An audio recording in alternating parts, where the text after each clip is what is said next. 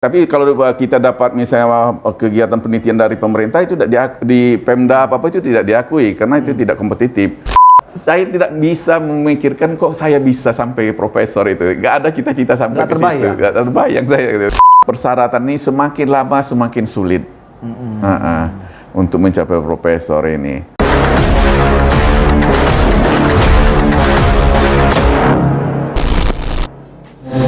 Assalamualaikum warahmatullahi wabarakatuh. Selamat siang, selamat sore, selamat malam, dan selamat pagi dimanapun Anda berada. Mudah-mudahan Anda semua dalam kondisi sehat dan tidak kekurangan suatu apapun. Lagi-lagi kami ingatkan di masa pandemi untuk tetap menjaga protokol kesehatan, cuci tangan, pakai masker, dan menjaga jarak. Jumpa lagi kita di Begesah.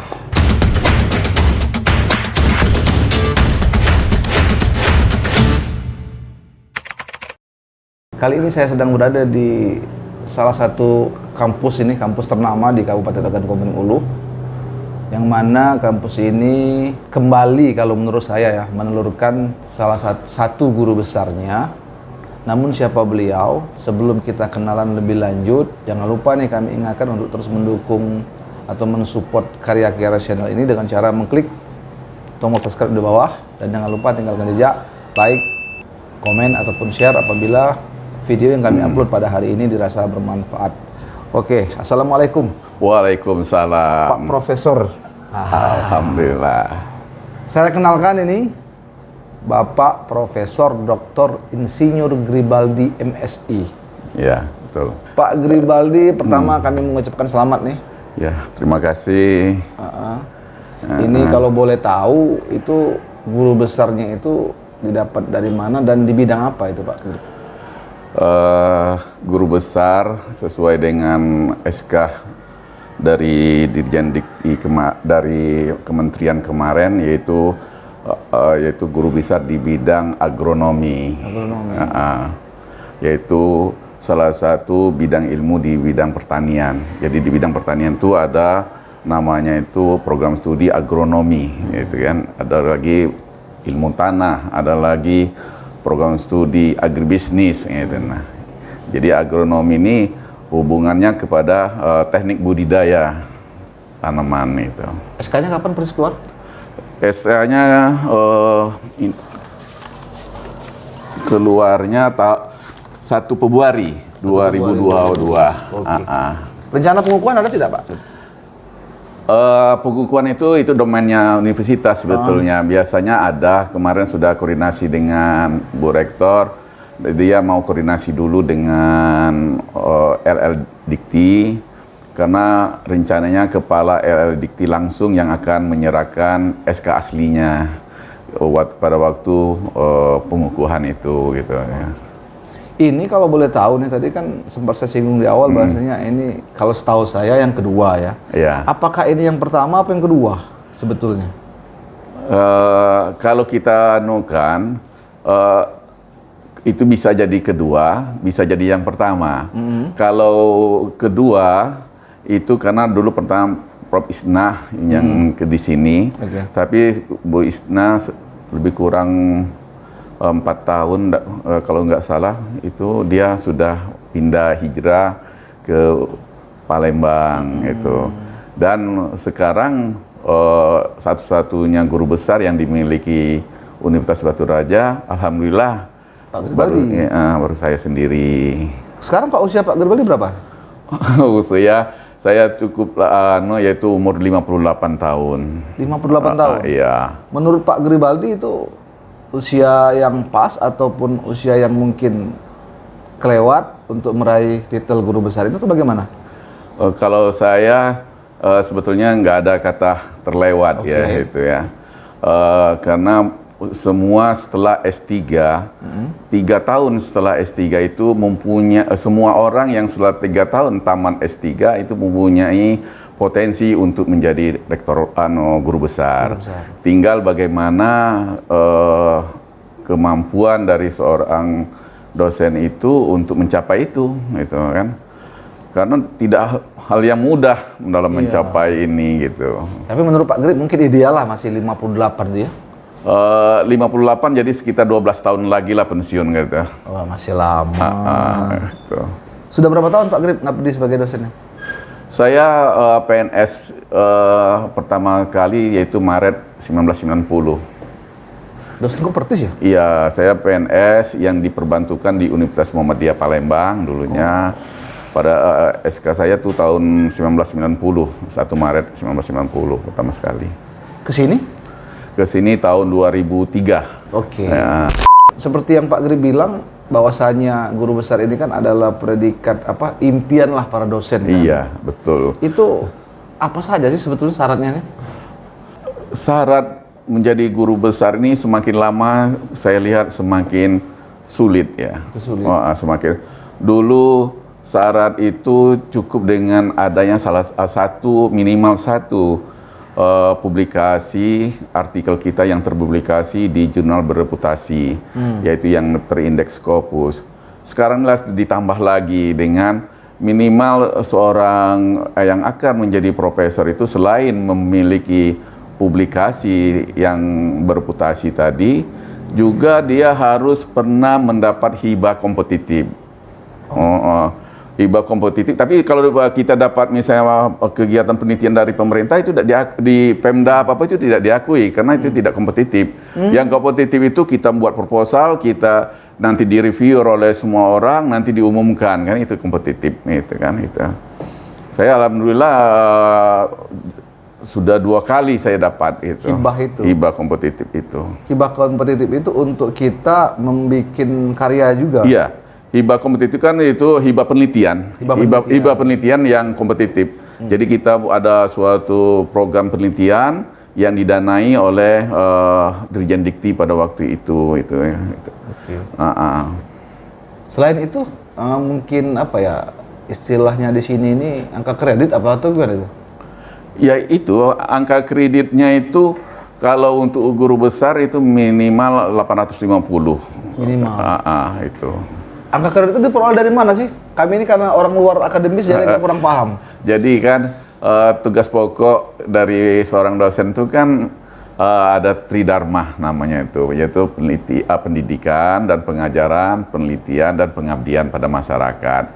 Nah itu angka kreditnya itu pendidikan itu berapa persen.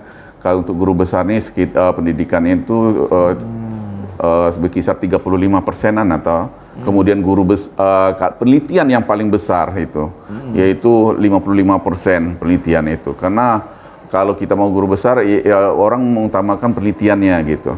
Baru ada pengabdian pada masyarakat, baru ada penunjang itu. Selain itu syaratnya lagi ada lagi? Itu syarat kumnya. Kumnya yaitu kalau syarat sekarang ini untuk jadi guru besar 2, yaitu kumnya terpenuhi dengan kriteria tadi kan. Kedua, dia ada jurnal berreputasi yang terindeks Scopus. Yang ketiga, sekarang ini ditambah lagi ada pernah mendapatkan hibah penelitian kompetitif. Oh, yang tadi yang diceritakan hibah tadi. Itu hibah. dulu enggak ada? Tidak, itu. Jadi sebetulnya semakin selektif sekarang ini itu. Jadi tidak semua doktor itu bisa mencapai itu gitu. Makanya alhamdulillah semuanya itu berkat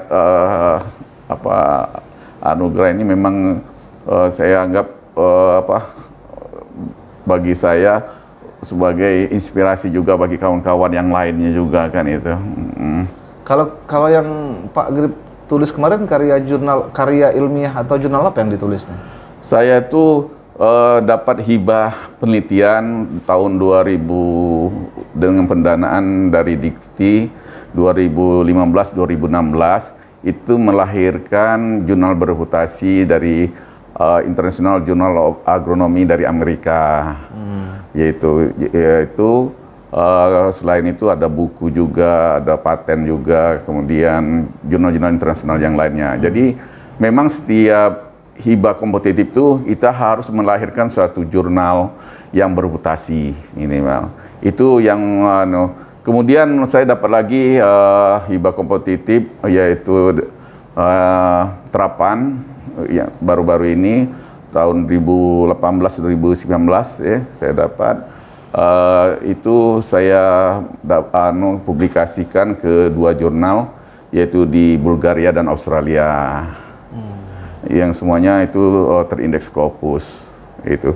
Selain itu banyak lagi jurnal-jurnal internasional yang terindeks Copernicus istilahnya itu ya.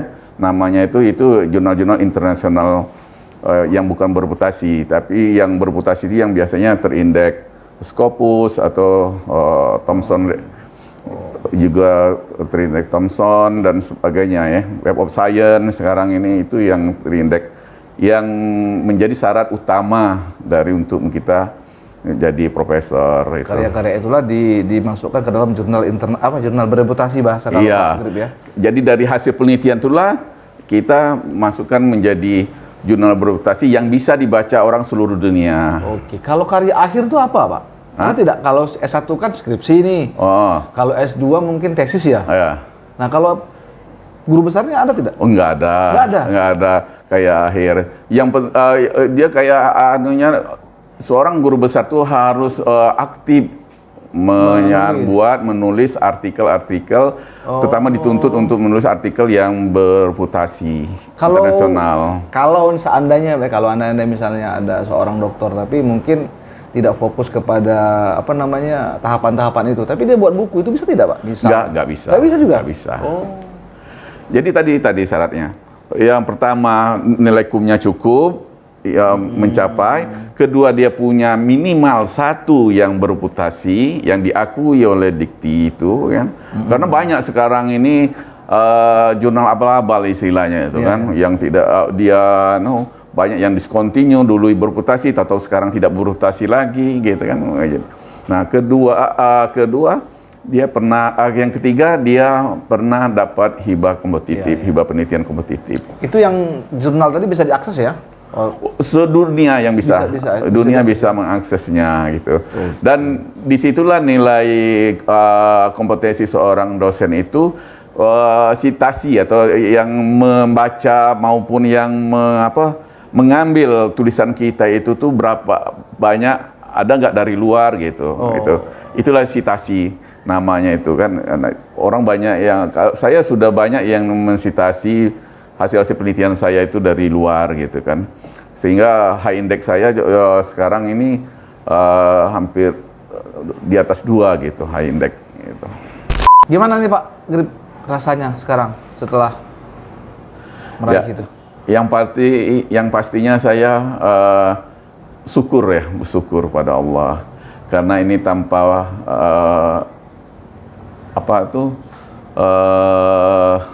campur tangan dia tidak akan mungkin ini. Jadi, iya. Saya istilahnya, orang tua saya itu kan, saya anak kolong. Jadi memang tinggal dari kecil itu sampai SMA itu tidak pernah di asrama terus. Jadi dididik begitu. Kemudian saya tidak bisa memikirkan kok saya bisa sampai profesor itu. Nggak ada cita-cita sampai ke situ. Nggak terbayang saya itu.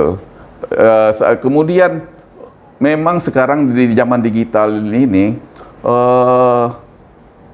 kita tidak pernah ada kontak dengan Dikti untuk penilai itu, tidak pernah ada itu. Ya, cuma kita kontak dengan yang Maha Kuasa saja itu, yang bisa bantu kita. Itu. Jadi awalnya tidak pernah terbayang nih, menjalani saja. Cuman ketika ada rasa klik, ini kayaknya pantas juga kalau mau diajukan. Itu kapan itu ada rasa itu? Saya kan mengusulkan itu tahun 2017. Saya mulai mengusulkan waktu itu, saya di zaman Pak Rektor Bambang, saya usulkan. Saya pergi haji. Waktu haji, saya pulang haji belum juga Senat memutuskan untuk saya disetujui atau tidak kan. Akhirnya mungkin ada perbaikan, akhirnya setelah itu baru diusulkan lagi 2017 itu. Nah, dari 2017 itu pengusulannya dipulangkan lagi, diperbaiki lagi, kemudian kalau kita nggak gigih, sudahan itu. Sudah patah. Sepatah gitu. Sudah kecapean itu kan. Saya sudahlah ya, naik pangkat aja lah itu, udah usah sampai guru besar, cukup 4 CV cukup gitu kan ya, kalau Tetapi kadang-kadang anak-anak, sudah teman-teman, sayang Pak, ini Pak tulisan sudah banyak, kan ya. Karena tidak semua orang dapat tulisan yang yang berdasarkan hasil dari hibah kompetitif itu kan. Gitu ya.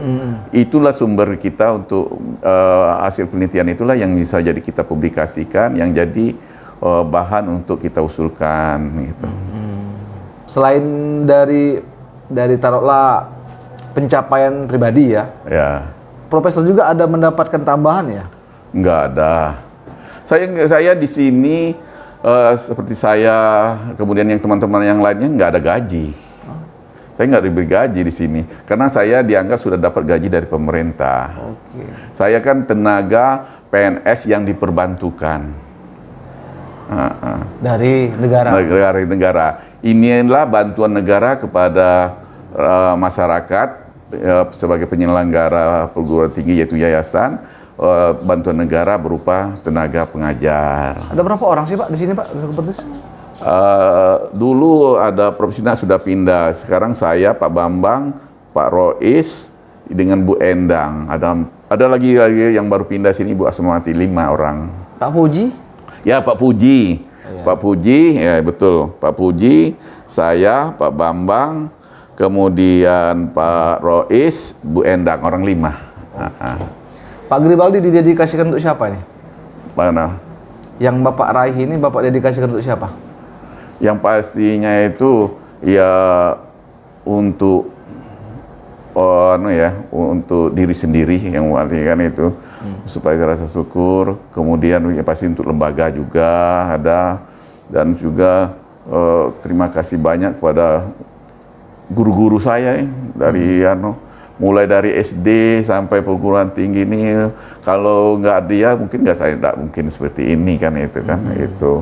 Dan tuh teman-teman sejawat yang banyak support juga, keluarga, terutama keluarga itu ya, istri anak itu memang penyemangat, istilah penyemangat untuk mencapai. Ini juga harapan saya, mudah-mudahan nanti munculnya guru besar ini di Umbara ini jadi penyemangat juga kepada kawan-kawan yang lain untuk bisa mungkin maju lebih cepat lagi. Karena saya kalau dibilang terlambat, ya terlambat, umur 58 tahun baru tercapai kan. Sekarang ini orang ada yang umur di bawah 40 sudah bisa guru besar gitu. Jadi dulu tuh orang berpikir kapan profesor, orangnya sudah bongkok, suatu palanya sudah botak, gitu ada lagi kan. Itu kan. Nah sekarang nggak ada lagi. Makanya itu. Aku kan bingung, biasanya profesor itu lalas Pak. Iya, itu fenomena itulah sudah paradigma itulah berubah itu ya. Itu. Jadi seorang profesor itu mengajukan ya berdasarkan persyaratan tadi. Iya. Bukannya menulis karya akhir gitu. Tidak. Jadi kita tuh harus ada punya kompetensi. Kalau saya kan penelitian saya itu mulai dari awal sampai dengan saya profesor ini saya mendalami yaitu tentang budidaya padi pada lahan rawa. Itu. Jadi itulah ya. Konsennya di situ. Konsen itu. Mulai dari S1 sampai saya S3 itu saya penelitian tentang itu saja itu. Fokusnya di situ. Iya. Jadi istilahnya tuh ngelotok kering lah kalau lahan rawa dengan padi lahan rawa itu kan itu ya itu. Tapi orang di luar lingkungan akademis kan seperti kita tahu banyak juga tokoh-tokoh yang meraih gelar profesor tapi tidak melalui tahapan itu. Itu seperti apa sih sebenarnya? Nah itulah yang menjadi kecemburuan. Kecemburuan dari teman-teman akademisi yang memang mempunyai tugas meneliti, mengajar itu kan. Itu memang ditekuni, susah betul itu kan. Tapi teman-teman di politisi itu kan, itu mudah sekali keluarnya itu kan. Tapi itu kan semuanya itu pertanggungjawaban dia dengan Tuhan lah itu kan itu kan. Karena anugerah ini kan harus kita pertanggungjawabkan juga kan itu kan. Yang pastinya bagaimana cara mendapatkannya itu harus kita tanggungjawabkan juga kayak itu kan itu. orang dari nol. Iya. Maka yang lain ada yang segampang itu. Iya. Tapi beda halnya ketika memang ada karya yang memang bisa dikenang oleh masyarakat banyak, semacam Buya Hamka itu kan profesor, dia menghasilkan karya tafsir apa itu lupa. Iya. Nah kalau seperti itu, menurut Pak Agir setuju tidak? Kalau ada hal yang bisa dibanggakan dan bisa bermanfaat bagi masyarakat banyak, dan profesor ini kan ada profesor tetap, ada profesor anugerah istilahnya pemberian itu kan, itu bisa melalui profesor kalau saya ini kan profesor tetap istilahnya. Dengan apa namanya, ada reward juga mungkin dari pemerintah. Iya, reward pemerintah. Termasuk tambahan dari segi titel tadi kan. Iya. Oke. Nah ini mungkin ada pesan apa nih yang terselip atas raihan ini kepada kawan-kawan di Unbara khususnya dan perguruan tinggi di Kabupaten Oku ini umumnya? Pesan saya bahwa pencapaian profesor itu tidak bukan apa istilahnya dimungkinkan semua orang, ya.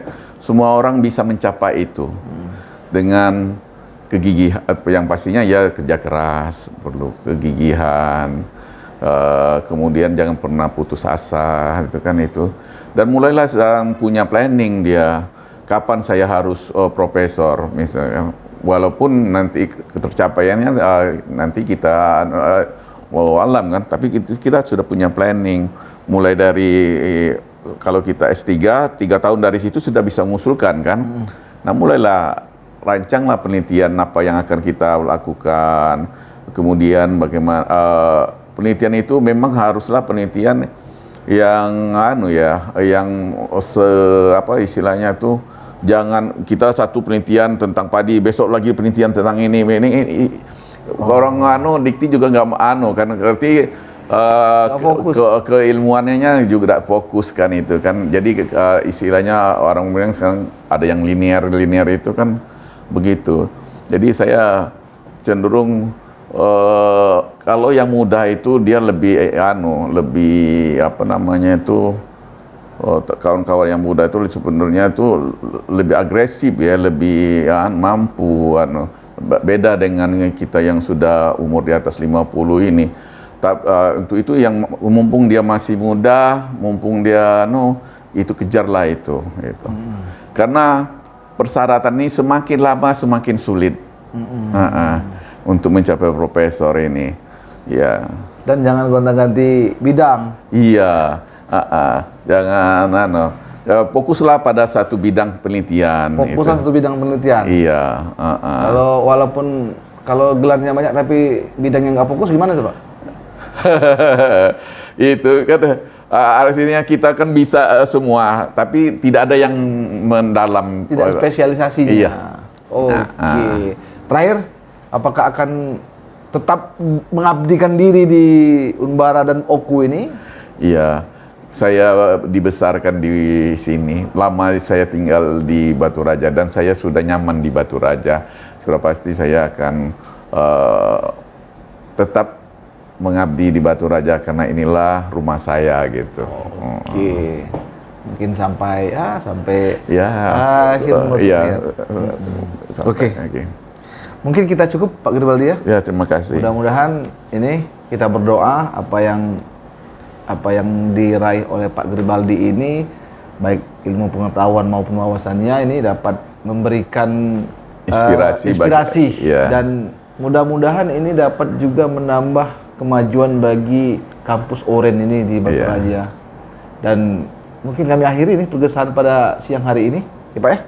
Dengan ucapan wabillahi taufiq wal hidayah. Assalamualaikum warahmatullahi wabarakatuh.